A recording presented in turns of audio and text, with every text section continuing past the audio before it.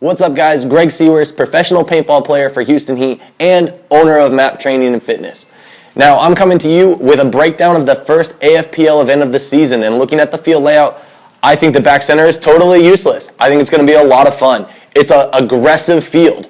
If you look at it, standing in the back center with those pins strewn across the center of the 50 all the way across the field, it's very unlikely that you're going to have a lot of dedicated shots off the break, which means run wide.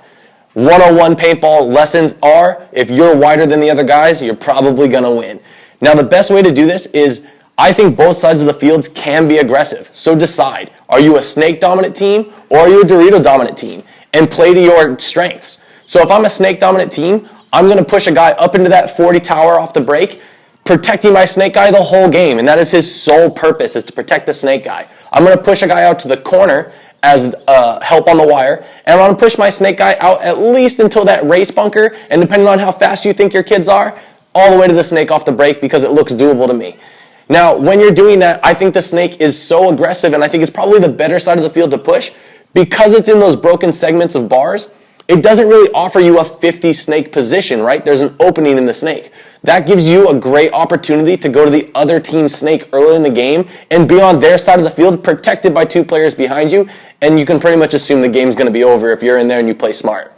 Now, if you're a Dorito dominant team, I think it's the exact same situation. There's a 40 tower on the Dorito side that's very makeable off the break. You'll be able to run straight up the center of the field, shooting that way to protect that side, cut over into that tower very safely. And again, with the pins all the way across the field, you can safely make the corner, and what looks to be, you can make the Doritos off the break and put yourself in a really great position. Now, this Dorito side is a little bit different than normal. You don't see a lot of Dorito sides that zigzag with those openings in between the bunkers.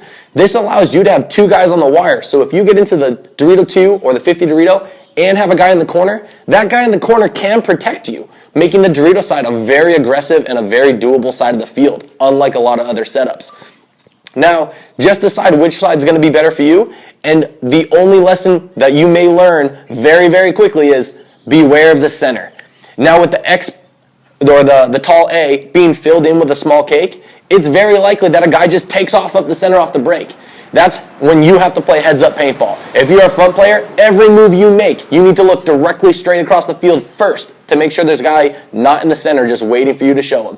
And if you're a guy running out to the corner, you need to run out looking at the other team to make sure that you keep your eyes downfield and see if there's a guy taking off up the center, because that is the only hole in that game plan. Now, I don't think there's any other good reason to look cross field. I think it's a powerhouse field. You get 2-3 guys working on one job, and you ram jam down one side of the field and stuff the other team. Now, if you are playing the red zone format, it's a little bit different. Now the center of the field is very important. So essentially, you're looking for the fastest route to get to that buzzer. Well, I see at least two. My first option would be my snake runner goes wide, slides into that small race bunker, cuts straight up at the 40 Mini Aztec, straight through the pin, smash that buzzer, and throw on the brakes, because you need to stop in that 50 because there's not much in front of you. But it's an opportunity to get to that pin and get to that buzzer quickly. Now, if you want to take a different route, if you guys aren't making it wide, if you're having trouble doing that option, I think another great option would be to go to the inside of the tall tower, straight at that tall cake at the 40-50 mark, cut across to hit the buzzer. Now, if you're going to do that, your best opportunity of making it is to send a guy to the corner.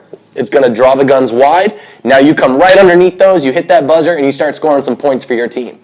Now, if you can't handle that, you probably need to go see me and contact me for map training so that I can make you a little bit faster, and we can do some online training, some online nutrition, so that you're not falling apart by the third buzzer hit. So hold together, guys. I wish you good luck in the tournament. I hope this helps. Good luck.